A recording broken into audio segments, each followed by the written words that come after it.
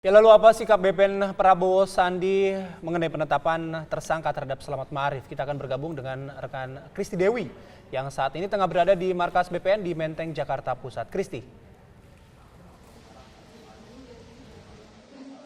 Ya, Bayu, di tempat saya mengabarkan saat ini sedang berlangsung rapat yang akan membahas tentang bantuan hukum yang akan diberikan oleh tim advokasi Badan Pemenangan Nasional Prabowo Sandi untuk tersangka dari persaudaraan alumni 212 ini, yaitu Slamet Ma'arif. Kita akan berbincang dengan tim advokasi, sudah bersama saya dengan Pak Habib Kuroman di sini. Kita akan berbincang seperti apa bantuan hukum yang akan diberikan kepada Ketua Umum PA 212 ini, Pak.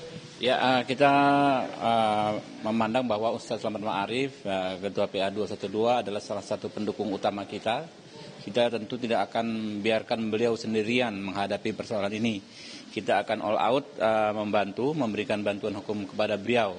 Seperti bisa dilihat di hari ini sudah berkumpul dalam waktu singkat puluhan advokat, ya, dan yang sudah konfirmasi untuk membantu beliau. Mungkin ada lebih dari 200-an advokat. Jadi kita akan all out memberikan bantuan hukum karena ini adalah tindak pidana pemilu yang dituduhkan kepada beliau, maka kita harus lebih cepat karena prosesnya kan hitungannya hari. Bantuan seperti apa yang akan diberikan? Ya, kita pertama akan mendampingi beliau dalam pemeriksaan. Ya, hari Rabu beliau akan dipanggil, hari Rabu besok kita akan. Kemudian kita juga akan meminta gelar perkara khusus. Kami dengar pernah ada gelar perkara, tapi kita tidak diundang, ya, dan tidak dilibatkan, sehingga perkara ini yang seharusnya dihentikan kemarin dari Bawaslu bisa berlanjut. Jadi kita melihat ada ketimpangan dibandingkan perkara-perkara serupa yang diperiksa Bawaslu. Dengan menjadinya tersangka ini, Slamet Ma'arif, apakah melemahkan dari tim BPN sendiri? Ya, tentu saja tidak, ya. Justru ini memperkuat, ya, dukungan masyarakat kepada kita, bahwa ada kesan yang kita tangkap, ya, adanya gelombang pukulan hukum kepada para pendukung kami, termasuk kepada Mas Ahmad Dhani, kepada Pak Slamet Ma'arif, Ustadz Slamet Ma'arif.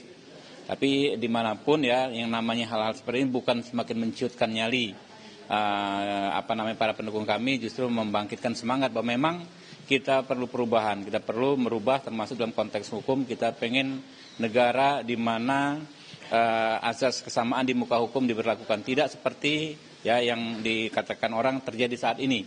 Laporan kami begitu menumpuk di Bawaslu, kebanyakan berhenti, kurang lebih konstruksi masalahnya sama, sementara Ustadz Slamet Ma'arif dengan cepat dijadikan tersangka. Terima kasih. Ya.